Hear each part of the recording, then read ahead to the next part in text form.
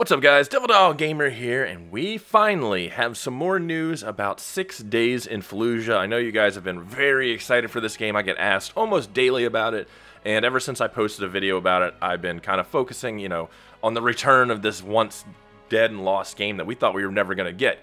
And the news is, it's going to be delayed. But this is not a bad thing, okay? They put out a release saying that their vision and the expectations of the game are so high that there's no way they could do it with a 35-person crew. They wanted to make this game as perfect as possible, so they have delayed it until deep into 2022. And that's fine, because look at what the releases we've been getting lately with games. They're all a broken mess. They all just suck. Nobody's having any fun with them. And this game, with all the controversy and how long it's taken to get to this point, absolutely needs as much time in the oven as absolutely possible. So I am way okay with this and taking one of the true games that shows the Iraq War for what it was to be as perfect as absolutely possible. Now, we do have some other news that involves you guys. The CEO of Victura, the publisher of 6 Days in Fallujah, I've been talking with him quite a bit through emails here and there ever since the game got re-announced. And he has decided to give me some time out of his busy schedule to answer any questions about 6 Days in Fallujah. That's where you guys come in. Any sort of questions you have about the game, put down in the comments. And I will take all the best questions from there and ask him. Everything from you can think of, are there going to be other units like SEALs, DLC, stuff like that, anything you can think of. Put it down in the comments. I'll make sure I ask him. We'll have another video out after I talk to him about all the different things, all the answers that he shed. Because, dude, this game I'm super excited for, and just talking with him, the little I have talked with him, he's really passionate about this. This is a really cool thing for him, and he totally gets it and totally wants this to be as realistic as possible. And it makes me even more excited. Now, because of the delay, they're going to start putting out developer diaries, and they actually put out the first one talking about the global dynamic lighting. Now, if you remember in my first video, I did talk about how realistic the lighting actually was. When you would look outside, or you'd go out from a dark building, it took a little while for your eyes to adjust in the game, and it was just bright as hell outside, and then you'd get, your eyes would adjust, and it would go back to being able to see correctly. Or you wouldn't be able to see out of windows out of a dark room right away. You'd go into a room and you can't see out the window right away because the light is so bright and the room's so dark, it would take you a second for eyes to adjust. This is what they're talking about in the sitrep. With the procedural generation that they're having and the dynamic lighting, they're adding a whole new layer to it. Like, even clouds going across the sky in front of the sun can change the lighting on the fly. So you can go from kind of a really bright day to all of a sudden a cloud goes across and light's kind of a little low, and shadows are a little darker than where they should be, or where you would see somebody, you don't because of the shadows. This is a really cool thing, and it adds more complexity into the game. Something where you already don't know the layout of houses, alleys, streets until you get to them, and now you're all of a sudden cloud cover comes over and your visibility is just shit all of a sudden. These are little things that add up to make it so much more realistic and so cool, and I'm really excited to see them do these devblogs to kind of explain everything along the way.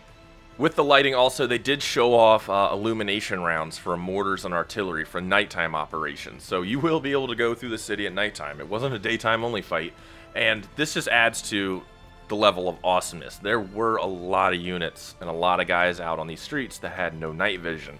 To give you an idea how crazy it was pretty early into the war, before you started getting all the fun toys, I deployed with AN-PVS-7s. Those were not fun night vision. They were not the fun ones. And I was actually the unlucky one in my group. And this was in 2006. So during the Second Battle of Fallujah, there were quite a few guys that probably didn't have night vision. And if they ended up in a bad position, had to get illumination rounds to light the area for them. And you're fighting guys that didn't have night vision. So kind of seeing how the crazy battles would play out based off of who can see who is also kind of a really cool aspect of it. And the fact that you're getting illumination rounds probably already suggests that you're going to be getting artillery support here and there, or close air support if needed. So it just kind of adds a new little layer to the game that we didn't really already know about, but they're kind of showing it off here and there. I'm terribly excited for this game. I mean, I've talked about it numerous times. This battle changed military doctrine forever. It was the largest urban operation since Way City.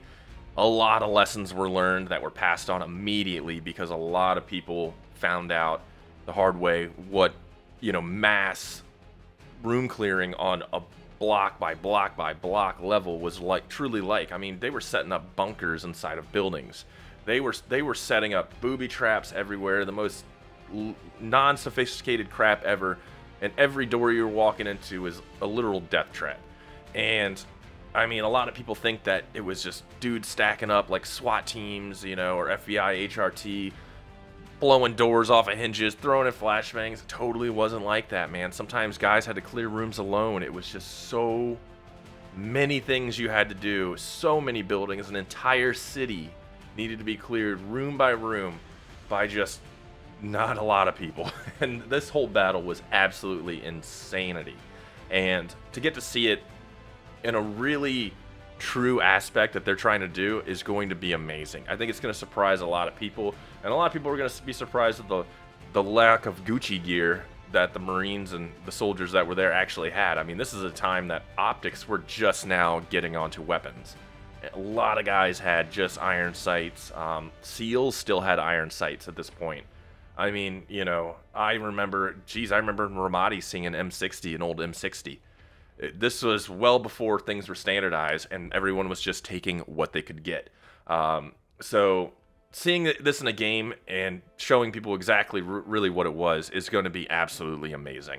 Not only the story of the game, but when we talk about the procedural generation of an entire city, and the replayability it has, not only that, but also just how crazy it is to procedurally generate an entire city with interiors, I'm pretty excited to see how this works. And if it's just a few houses and the interiors, or maybe they got a few hundred different interiors, or if every interior will be completely different, and those are also being procedurally generated. There's a lot of questions I still have for this game that I'm excited to find out, because frankly, it's my #1 weighted game. I mean, behind the DCS Apache, there's not much else I'm really waiting for other than this. And just the technology behind it and the idea behind it is just such a cool match. And I'm really excited to see exactly how this plays out. But I do want to know what you guys think of this delay. Do you like the delay? Do you think it's well needed? Do you think it's going to bring out the best in the game, having this much of a delay into it? And what you really think about just the idea of the game itself. Also, what questions do you have for the CEO of Victura? I want to know. Put them down below. Like I said, the best ones I will pull out from there, and I will ask him, and then we'll do a follow-up video right behind that, you know, talking about all the questions and all the answers and what he has to say, because this is going to be right from the horse's mouth. No speculation. It'll literally be him saying, yeah, this is what we're doing. Okay, yep, nope, that's not happening. This will happen. Things like that. I think it's an exciting opportunity to kind of add some more insight into the game, and also what the future of the game itself absolutely holds. But anyways, boys, you enjoyed this video. Make sure you leave a like and a comment down below. I'll talk to you guys later. Peace.